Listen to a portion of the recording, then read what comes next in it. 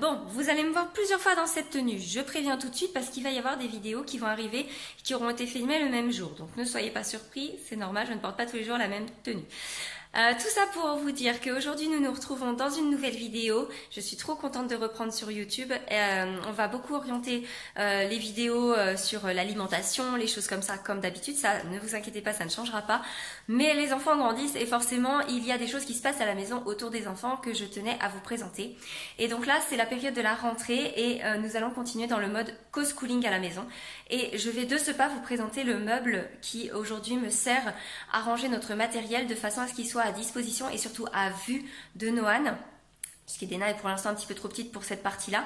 Ça va venir dans les mois à venir peut-être, mais pas pour le moment. Mais en tout cas pour Noan, le co-schooling a été mis en place de façon à ce qu'on puisse survenir en tout moment au besoin si on revient à être confiné. Mais de toute façon, le co-schooling fait partie de notre vie. Donc je vais vous présenter tout de suite le meuble qu'on utilise maintenant à cet effet et comment il est organisé. Donc ne frétez pas, attention, il y a encore du bazar dans cette maison puisque nous sommes encore en train de tournicoter les meubles dans la maison par rapport aux travaux. Donc vous voyez là il y a un meuble qui n'a rien à faire ici, qui va bientôt partir, il y a une plaque de cuisson, donc vous inquiétez pas, tout ça, ça va disparaître. Mais pour le moment ce qu'il faut retenir c'est ce buffet dans lequel à la base il y avait toute notre vaisselle, les verres, les assiettes, etc. Il y a encore le dernier tiroir en bas où il y en a, mais ça va bientôt partir. Et ce meuble, jusqu'à ce que nous changions de décoration, va servir à faire donc l'espace co-schooling, excusez-moi pour le focus. Donc je vous montre un petit peu tout ça. Il y a le plateau supérieur qui permet vraiment de mettre à vue beaucoup d'outils, comme vous pouvez le voir. Donc il y a ici notre petit meuble de phonologie. Noan s'en sert très peu, mais il y retourne quand même de temps en temps. Donc c'est vrai que pour le moment, je l'ai laissé sorti. Dans le dernier tiroir en bas, il y a nos lettres magnétiques de chez Hatier avec Balthazar. Donc ça, Noan s'en est très peu servi, mais je pense que Edena s'en servira peut-être plus, puisqu'elle est très attirée par tout ce qui est les aimants. Il y a nos cartes avec donc les différents sons et écritures des alphas, puisque nous avons tout commencé avec les alphas pour Noan au niveau de la lecture très tôt, puisqu'il était intéressé par les lettres. Nous avons ici un petit puzzle de géographie sur la France avec les régions qui sont bien distinguées et différentes choses qui peuvent être représentées. Ça peut être de la gastronomie, ça peut être des monuments. Nous avons ici notre collection de feutres Velleda, très important. Les craies, je les laisse pas à disposition vers le tableau à craie qui se trouve dans l'autre pièce parce que Edena a tendance à les sortir et à colorier partout. Nous avons ici le plateau d'aquarelle de Noan, puisque en ce moment il a une période aquarelle, donc voilà, il a ici ces différents petits fichiers qu'il peut aquareller, comme je dis. Deux porte-vues différents avec les cahiers et supports que nous utilisons au quotidien. Donc après on alterne les activités évidemment. Ici il y a des fiches que nous devons faire. Ici il y a le cahier des bêtises que je vous présente dans un article de blog très bientôt. Vous en saurez très bientôt plus, vous inquiétez pas. Nous avons ici des fichiers d'anglais puisque cette année j'ai vraiment envie de mettre l'anglais au cœur de notre pratique, l'anglais et l'espagnol. Je vous expliquerai plus tard comment je vais m'y prendre puisque pour l'instant nous allons tester. Il y a donc les cahiers de lecture, les cahiers de travail, il y a des cahiers de coloriage, il y a l'herbier, il y a le cahier d'écriture et dessin libre de Noan. Nous avons également ici différents supports que j'ai achetés qui ne sont pas encore utilisés mais qu'on va se servir petit à petit. Là c'est le classeur d'histoire, donc c'est pareil, je reviendrai dessus dans un futur article. Je suis en train de mettre en place les différents intercalaires pour faire à l'intérieur, etc. Donc je vais vous le présenter très bientôt. Mais en tout cas voilà, ici c'est tout ce qui est les supports cahiers et fichiers. Là nous avons le porte-puzzle, donc ça c'est ma petite création de l'année. J'ai pris tout simplement 3 porte-documents en plastique que nous avons collés avec de la glu et en fait je vais faire des rotations. Il y aura toujours des puzzles à disposition et surtout à vue. Donc là pour le coup ça a très bien marché puisque Noan à peine il a vu ça sur le meuble qu'il en a déjà fait 2 box hier. Ici nous avons notre porte-livre de première lecture, donc évidemment nous avons une grosse collection de Samy et Julie qui commence à se constituer, majoritairement des niveaux 1 puisque Noan pour l'instant en est là. Nous avons plusieurs types de livres, donc là nous avions testé Larousse avec la lune, ils m'en avaient envoyé un exemplaire de leur méthode syllabique. Splat, j'aime beaucoup Splat, mais alors impossible d'en retrouver, il va falloir que je vois pour m'en fournir à mon avis en ligne, mais ils sont superbes également, je trouve. On aime beaucoup le personnage de Splat. Sam et Julie, ça reste mes chouchous de chez Chouchou, et Noan adore aussi. Ça pour l'instant c'est pas Noan qui les lit, c'est moi, mais je pense qu'on va petit à petit en utiliser pour la lecture, parce que c'est vrai que la collection est super sympa, les histoires sont chouettes et on découvre des choses. Nous avions également testé de chez Atier, qui m'avait envoyé les histoires de Balthazar. Par contre c'est de la cursive, donc Noan a un petit peu du mal, mais je pense qu'il y viendra plus tard.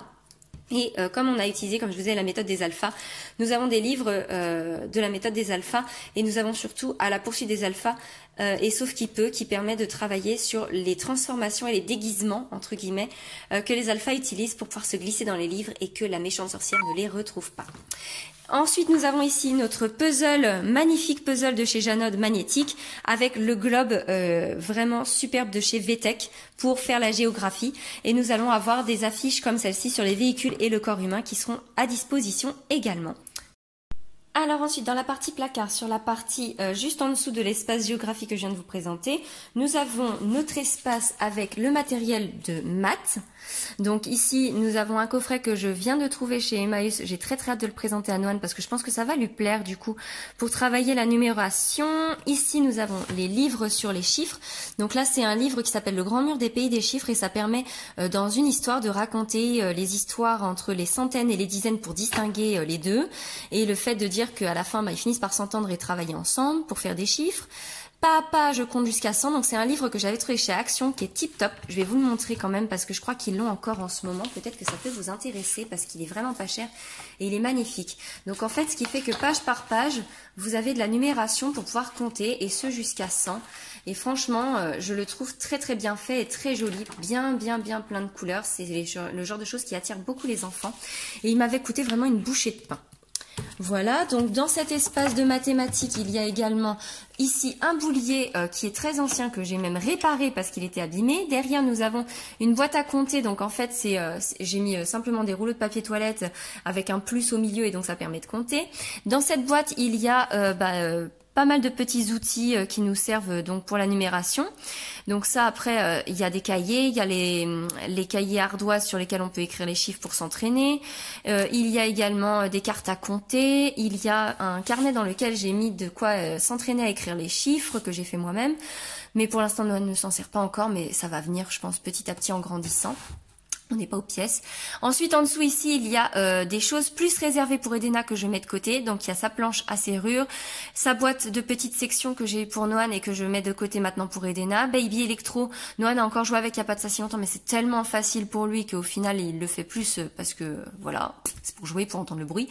Donc ça, je le garde pour Edena. Et ici, nous avons toute une collection. En fait, c'est la collection des petits ours que Noan avait puisqu'il a été abonné pendant 1 an et demi. Et ces cahiers d'école que j'ai conservés en fait, puisque dedans il y a des comptines, des choses, il y a ces cahiers aussi de vie, des choses comme ça, donc ça peut être intéressant de revenir dessus pour travailler la mémoire, pour travailler les commentaires de photos, des choses comme ça. Donc j'ai fait exprès de les garder, en plus il y a encore beaucoup de pages vierges dedans, donc je déteste jeter des cahiers encore pleins, et en plus comme il y a des souvenirs, je disais, c'est vrai que je les ai gardés et ils sont ici. Donc là, hop, on va fermer. Ensuite, nous avons ici le tiroir de la science, donc il n'est pas encore totalement complet, mais en tout cas il y a quand même pas mal déjà de choses à vous montrer. Donc déjà il y a ce cahier Montessori expérience scientifique, un cahier sur lequel je n'ai pas pris le temps de m'attarder cet été et pourtant j'aurais vraiment voulu, mais il est très bien fait et je vous le recommande. Donc c'est les éditions Nathan qui me l'ont envoyé, pardon. Et en fait vous avez des protocoles qui vous sont expliqués et à la fin vous avez le matériel à utiliser pour que l'enfant puisse agrémenter son expérience et coller ce qu'il a compris. Voilà, il y a plusieurs formes d'exercices à faire entre guillemets, mais l'avantage surtout c'est que il y a un protocole et je trouve ça très intéressant pour les enfants entre 4 et 6 ans d'apprendre à faire des protocoles parce que ça permet de devenir méthodique et en même temps du coup d'apprendre des choses et de constater par soi-même des choses. Donc vraiment il est très bien fait, je vous le recommande fortement, que vous soyez en co-schooling ou école à la maison, il est super. En dessous, nous avons notre microscope que ma maman avait trouvé chez Emmaüs. Voilà, il a un petit peu vécu, mais il est très bien pour démarrer. Là, nous avons notre panier avec le matériel de loupe, donc ça c'est pour les observations. Nous avons également la petite paire de jumelles que Noan a eue quand nous sommes partis au Diversipark. Elles sont très bien pour observer la nature. Et ici, nous avons nos 3 puzzles. Pour l'instant, j'en ai que 3, mais j'espère en trouver encore 2 ou 3 qui m'intéressent pour compléter notre collection. Des puzzles sur, ici, tout ce qui est morphologie animale, donc l'oiseau et la vache. Et en dessous, nous avons la fleur. Très important, les fleurs, pour travailler justement avec les enfants. Je trouve ça chouette. Et du coup, les enfants avaient trouvé ces puzzles avant que je leur présente et ils adorent. Donc ça, c'est une très bonne nouvelle pour moi. Ça veut dire que je ne me suis pas trompée sur leur goût. Voilà. Et ensuite, de l'autre côté ici, vous avez, je vous le présenterai pas beaucoup plus que ça pour le moment parce que j'ai mon câble qui est un petit peu trop court pour aller jusqu'à vous. Quoique, attendez. Parce que j'avais plus de batterie, j'ai été obligée de couper. Ah oui, voilà. On va pouvoir faire comme ça. Donc là, nous avons notre étagère thématique sur la langue française. J'insiste sur la langue française parce que ça reprend aussi bien la lecture que la syntaxe, des choses comme ça. Donc là, pour le moment, il y a surtout du matériel de lecture. Donc avec bien évidemment notre livre des alphas. Nous avons ici le superbe abécédaire à toucher de Balthazar aux éditions Hatier. Alors lui je l'adore, donc maintenant je le garde surtout pour Edena, mais j'avais pris la version cursive et clairement j'adore. Et là nous avons un petit jeu que nous n'avons pas encore essayé pour travailler sur les sons complexes et ça va bientôt venir. Indispensable pour la lecture. De toute façon, ça, je pense que s'il y avait une chose à garder pour apprendre la lecture, c'est ça. C'est une petite ardoise parce que l'avantage c'est que vous pouvez l'emmener partout avec vous et jouer avec en toutes circonstances. Et donc là, clairement, c'est vraiment un indispensable à avoir et elle est toujours à disposition. Ici en dessous, nous avons les jeux de société. Donc ça, c'est pareil, il va y avoir des rotations. Là, c'est les jeux de société qui ont attiré Noan ces derniers temps. Il sait que maintenant, s'il veut en redescendre, ça veut dire qu'il faut en remonter un autre parce que la partie est pleine. Mais voilà, on a beaucoup de jeux de société. Noan a mis très longtemps à se lancer sur les jeux de société, mais maintenant, il aime bien jouer quand même de temps en temps. Donc voilà, on en a une bonne collection qui permet de travailler plusieurs choses différentes. Beaucoup de jeux sur la manipulation, comme Tantapoulpe par exemple, qui est plus sur la motricité. Là, dans cette boîte là-bas, la grosse, nous avons commencé à apprendre à jouer aux dames à Noan, mais il y a aussi des jeux très classiques dedans, dont le Mikado, et ça pour la motricité, c'est top. Beaucoup de mémos, Noan adore jouer aux mémos, il est très fort à ce jeu-là. Nous avons Splatch aussi qui est super chouette, je trouve, parce que c'est un jeu où on se prend pas vraiment la tête, mais malgré tout, ça permet de travailler la numération jusqu'à 6 et de jouer, entre guillemets, à la... Comment dire, à la méthode, la course, voilà. Donc du coup, ça, c'est quelque chose que Noan aime beaucoup jouer à la course. Il y a beaucoup de mémos, comme je vous disais, et on a ce petit jeu d'équilibre. Donc ça, c'est pour les 2 enfants. Edena aime beaucoup s'entraîner. Elle joue toute seule, en fait, avec, pour le moment, soit pour empiler, soit pour faire des piles. Et en motricité, toujours pareil, le classique ici, ne fais pas tomber les Wistiti, la SOS Wistiti. Clairement, ça, c'est un grand classique, obligatoire à avoir. Voilà pour notre meuble de co-schooling. Dans la boîte ici, je ne vous ai pas présenté, tout comme je ne l'ai pas fait pour la partie maths, mais dedans en fait il y a vraiment plusieurs choses. On retrouve le puzzle alphabet, donc j'ai la même chose au niveau des chiffres dans la boîte mathématique. On retrouve la série rose que j'ai imprimée et plastifiée pour Noan pour la lecture, donc on a beaucoup commencé avec ça pendant le confinement. On a des cahiers d'autocollants de mots que je n'ai pas du tout utilisé avec Noan, que je compte utiliser avec Edena. Ensuite nous avons aussi des jeux avec des associations de lettres pour reconnaître les lettres entre elles, voilà, pour assembler. Donc c'est vrai que là-dedans, dans cette boîte, il y a beaucoup d'ateliers de manipulation surtout. Et il y a également, je crois, un cahier d'écriture que je conserve pour plus tard, qui s'appuie sur la méthode Montessori avec les cursifs. Donc ça, c'est pour quand on se lancera vraiment dans l'écriture. Pour l'instant, Noan adore écrire, mais pour l'instant, il mixe encore les lettres qui sont à la fois des lettres bâtons et les lettres cursives. C'est très rigolo, mais bon, ce qui compte, c'est qu'il arrive à écrire et on se concentre sur le fait que pour l'instant c'est sa motivation d'écrire et le reste on verra plus tard. Donc vous aurez eu un ensemble vraiment concret de notre meuble de co-schooling ici. Oula, vous venez de voir passer mon petit doigt. Avec donc vraiment toutes les matières que j'ai essayé de réunir dans ce meuble afin que on puisse avoir le choix. Le but c'est de montrer à Noan qu'il n'y a pas d'obligation entre guillemets, mais que apprendre c'est un jeu aussi et que au même titre que les autres jouets dans la maison, ils sont à vue et donc à disposition. Et c'est vrai que là, pour le coup, ça marche vraiment mieux depuis que je suis dans cette optique de laisser à disposition comme ça. Il se dirige beaucoup plus aisément vers le matériel. Et ça, c'est vraiment très très chouette, je trouve, pour moi et lui.